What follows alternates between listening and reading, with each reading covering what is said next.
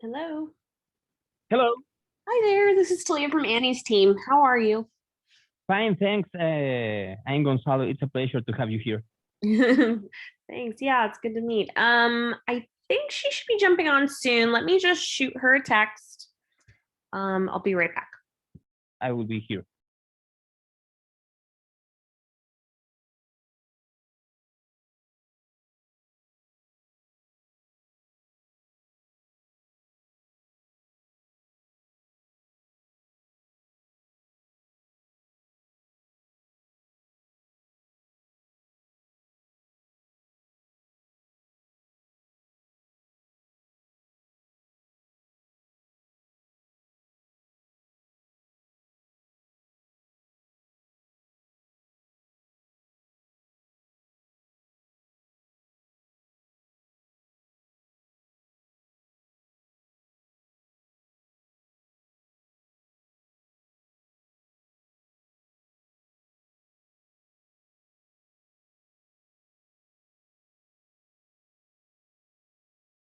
Hi.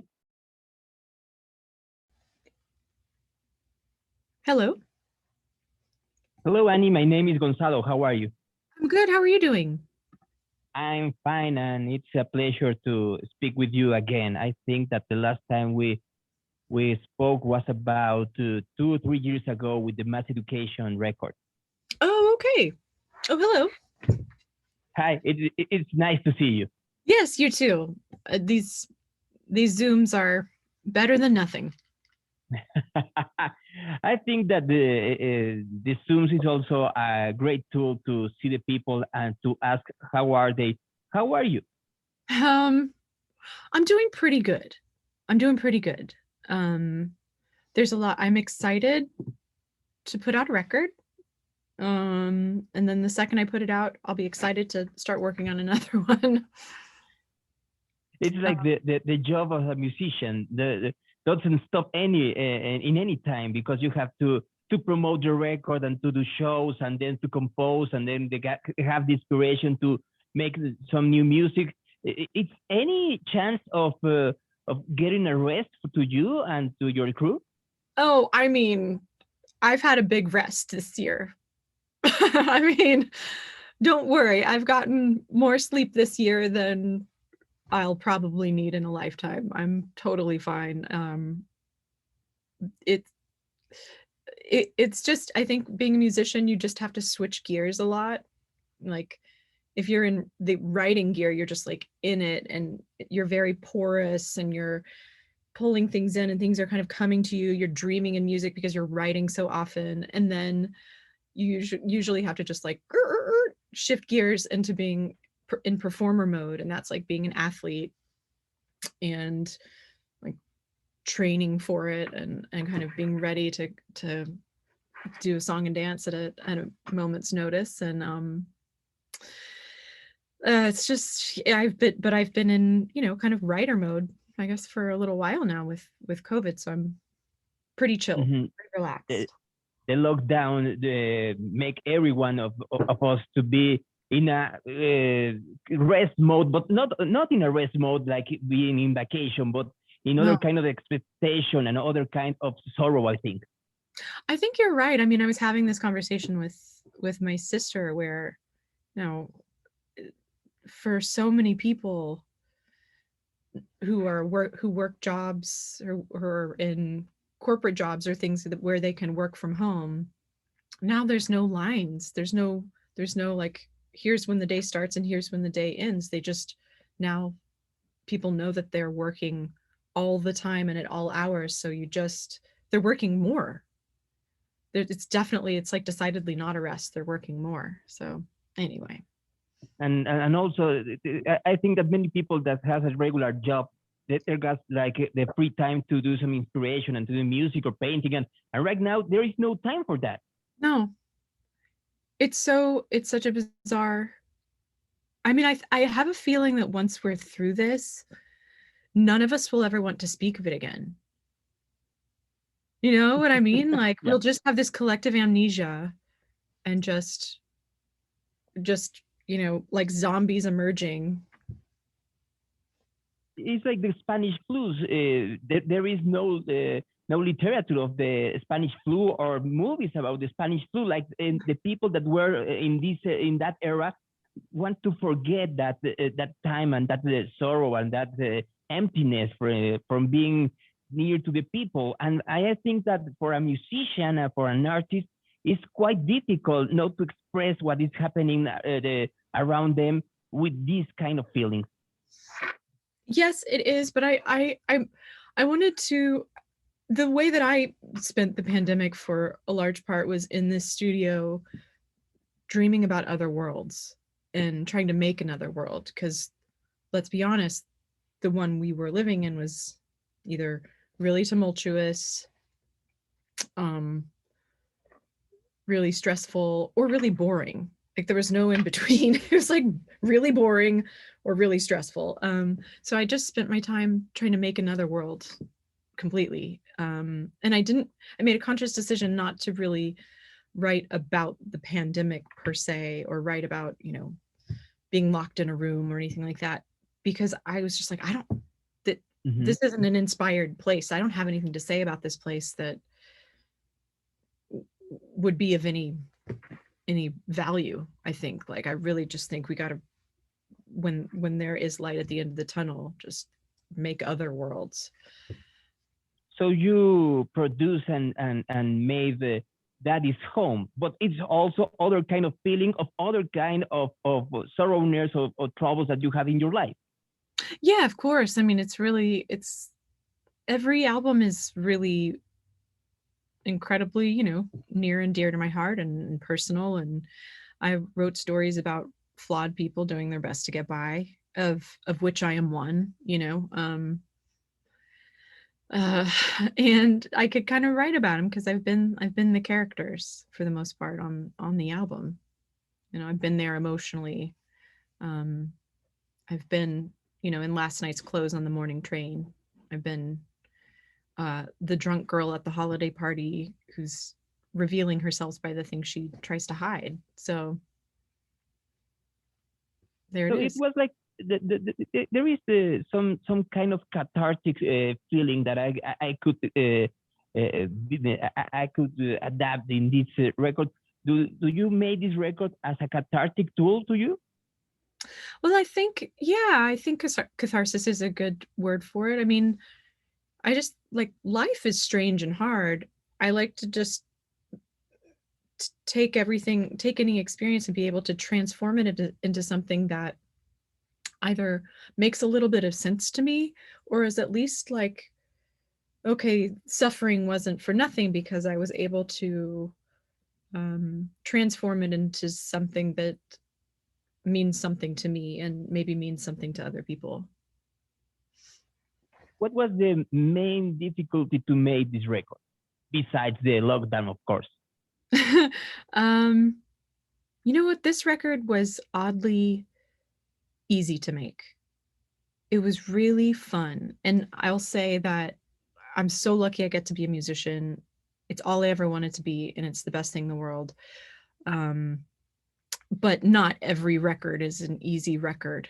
And I think a lot of times we associate like real struggle with like the art being good. We're like, we can't possibly have something worthwhile unless we went through hell to get it. And it's, yeah, I think that idea might be a little too romanticized and puts too much, gives suffering too much credit. This was a really fun record to make, and it sort of just came out of me, and it was very much organic. And that's not a word I would throw around a whole lot, but the music was in me, so it was able to come out. And I got to work with my friend Jack Antonoff again, who I love, and he's killing it on this record, and playing just great instruments, and just, it was a joy to make. It really was. I could see on your studio that you have a bunch of instruments and very different ones of the kind. What was the main instrument that you enjoyed the most playing in this record? I don't have it with me now, but I played a lot of this electric sitar guitar that was made famous in the 60s by George Harrison, and then was kind of an R&B instrument for a while. It's what was used on the Steely Dan solo and Do It Again. You know, that kind of, so that was really fun. That was a fun texture because I felt like I'd gone as far as I could go for a time with heavy distorted riff guitars. And this thing was the right, it has a kick to it, and it has a bite, but it also has a playfulness that just big, heavy, distorted guitars don't. So that was a real, that was such a nice flavor to put in the record. I am remembering that in your Instagram live with Paul McCartney, you were speaking about guitars. How did you feel about this? I think that the musicians has this obsession, but there is also this love for the guitars that they share with each other. How do you feel about that? About the love of guitar, or the love of for your guitars and the sound of them, and the texture of the sound that you are making when you are making music? Oh yeah, I mean, guitars for me still, I get so excited just looking at a guitar. It still is like a mysterious instrument to me. And I really feel it's the same feeling I used to feel as a kid going into a toy store is what I feel when I look at a guitar. Because it can be so many things. It can be like a shield, it can be a sword, it can be a portal, it can cry, you know, it can scream, it can bend. It really can run the gamut of like expression. So anyway. The guitar could be a tool to move the society, to move it in a concert, but also to move it to make changes on the society and on the world. How do you feel about being again in a live act and on a festival, seeing the people with this vibration and this coolness? I can't wait. I absolutely cannot wait. There's nothing like being backstage at a festival, summertime, sun setting, you know, getting ready for the show, walking up onto stage and seeing thousands of people, and the show starts.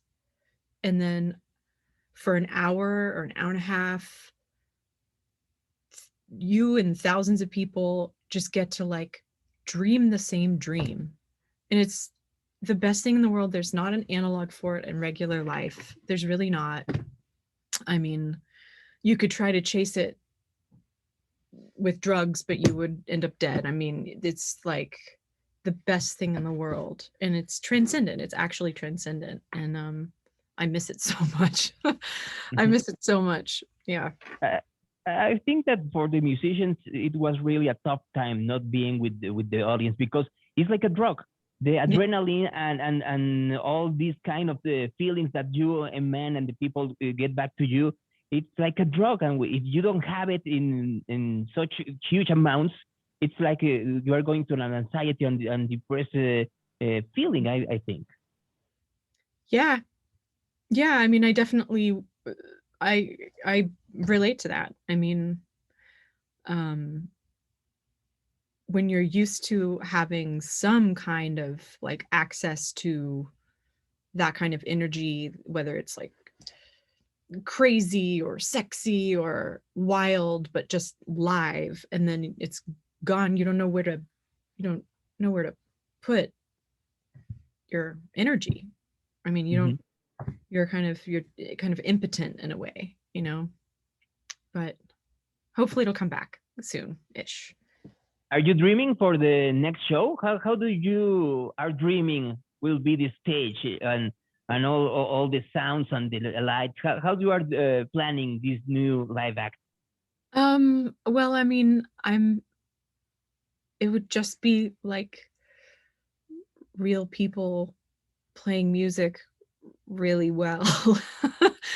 And similar to what I did, I played SNL, that Saturday Night Live, and just a band that's absolutely gonna blow everybody off the stage. I mean, that. And I think people will, I think after all of this, people want things that really speak to their heart and speak to that aren't, I don't think we're gonna go headlong into escapism. I think we're gonna go like, someone please feed me.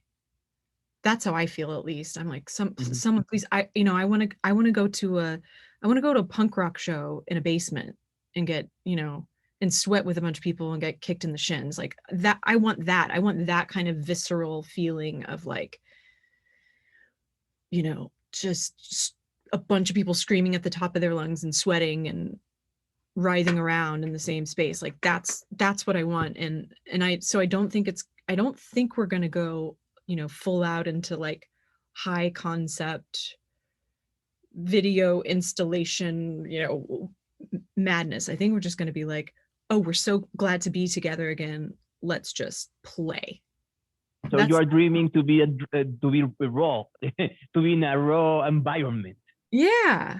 I mean, I was saying I would love to attend a punk rock show. I would love to be in the audience of a punk rock show, like right now. I would kill for that, So I think that kind of just like the right amount of 70s sleaze, but also like mania and art damage is what I'll put in my show. Where are you right now? Are you in New York? I'm in Los Angeles. You're in your LA. I know that is home. It's also like a record, an album for New York with this sense. I was speaking with John Baptiste about 1 month ago, and we are talking about if you are a musician and you have this connection with the Big Apple, you reflect that in your music. Do you have the same experience? Yes. I mean, I think of New York, it was a mecca for me growing up, and then I lived there for many years. I still live there sometimes. And I think to me it holds a romance that no other American city does for me. And it's not just a place, it's an idea. Everybody's idea of New York is a little different. But it's a place where it's a character. It's definitely a character in the new record for sure. A character. If you have to compare New York to a literary character, what would it be? Oh God, to a literary character. Like The Great Gatsby or something like that? Oh, that's a good one.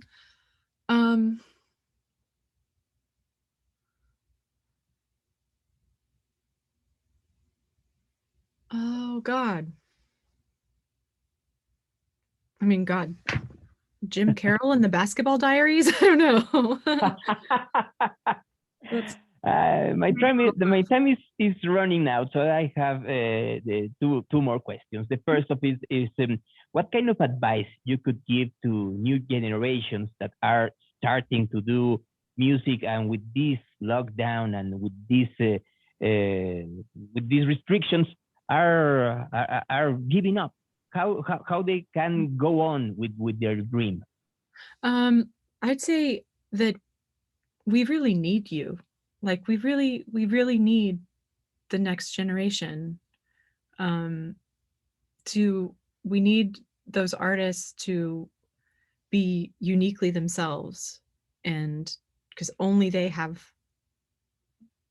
their voice. Nobody else, as an artist, the main thing you want to do is have your own voice and have that voice be unmistakable. And just to say, like, don't give up, and we really need you. Like the world needs you. I need you, And the last one, how do you see yourself in the next 5 years? The next 5 years, God, I'm so bad at projecting myself into the future. I really don't. I have about I'm not very good at looking backward, believe it or not. And then I just sort of follow my instincts in the moment and just go with whatever is calling me and whatever is kind of interesting to me. So I have no idea is the truth, but I think that's exciting. I'm excited that I don't know. Well, the uncertainty is always a good start to make things and to revolutionize your environment. So I think that we will see many of you, and I am hoping so. Yes, thank you. I hope so too. And I love Mexico, and I'm glad to talk to you. Annie, it was a pleasure to be with you this afternoon. Thank you. You too. Be safe down there. Bye. Goodbye.